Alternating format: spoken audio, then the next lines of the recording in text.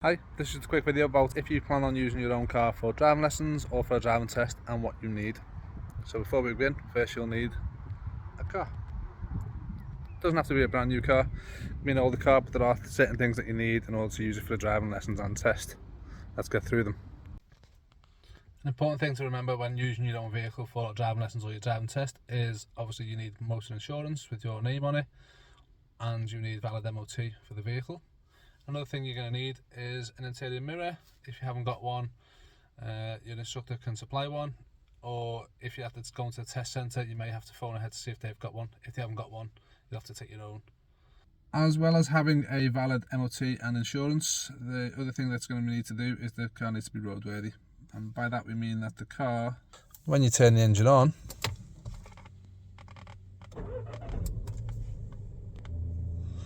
all the warning lights have gone off the dashboard. You can't have any warning lights on at all. Another thing that's going to be checked on your driving test by the examiner is of course your wheels. Now these need to have no cuts and bulges in the sidewall, and it needs to be a minimum tread depth of 1.6mm. As well as the mirror that you'll need, the other thing that you're going to need is an L plate. Now your L plate is important that it's on the driver's side of the vehicle, and it's also got to stay at this size, which is 7" by 7" white, and then with the red L on it. We can't trim that down. I'll show you on this one. A lot of people just have the L placed on the vehicle. That's not allowed. It's also not meant to be on the windows, it's got to be on the vehicle itself, front and rear. And that's everything sorted, ready for your driving test or your driving lessons.